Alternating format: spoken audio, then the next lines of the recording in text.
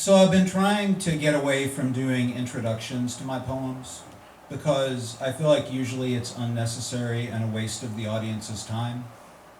But in this case, I'm going to make an exception because I actually do think the introduction is necessary. Don't get me wrong, it may still be a waste of your time. But I want you to have the entire concept in your brain at the beginning of the piece, if that makes any sense.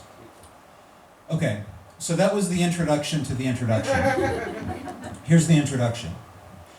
Do you ever feel like in life you might be more successful, and this could be your career, relationships, whatever, if you could just keep your fucking mouth shut once in a while? Like there's certain situations where you just know that if you keep your mouth shut, you're doing your future self a solid, but you just can't make yourself do it. I know some of you identify with this. And of course, after you say what you say, you have regrets, but at the same time, you have to balance this against the idea that maybe if you keep it all bottled up inside, it'll lead to anxiety, stress, health problems, maybe even an earlier death. Or maybe you think to yourself, hey, if I keep it all bottled up inside, maybe eventually I flip out and go on a shooting spree. I lost some of you there. Not all of you, though. You know who you are. So I was thinking about this behavior pattern, and I was saying to myself, is there some way I could write a short spoken word piece that would kind of encapsulate what it's like so that people who are not like me can maybe understand it a little bit, see why it makes sense and doesn't make sense at the same time? So then I was thinking about this little folk tale a lot of us learned when we were little kids, and I realized it was perfect for my purposes. This is my version. The emperor has no clothes. Seriously, look at that naked fucker. You can see his junk. You can see the emperor's junk. I mean, we're in a public place. There's little kids running around. And don't get me wrong, I do not like kids. But I don't think they should have to see the emperor's junk, and frankly, neither should I. Hey, no, I'm going to say something. Hey, emperor! Emperor! No, the other emperor.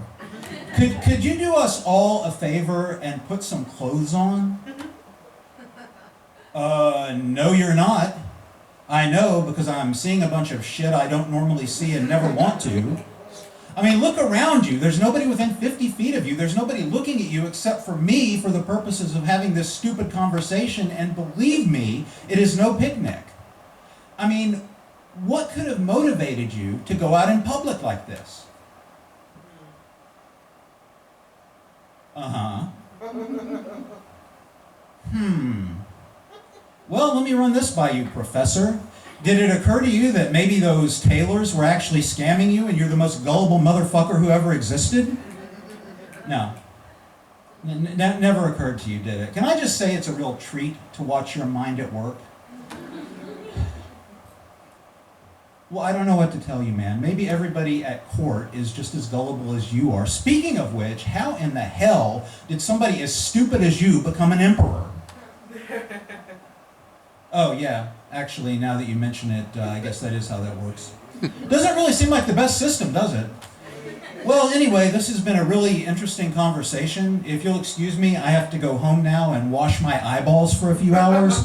But in the meantime, could you please put something on and cover up your gross, filthy, nasty, disgusting, hideously deformed, and inbred genitalia? Thank you.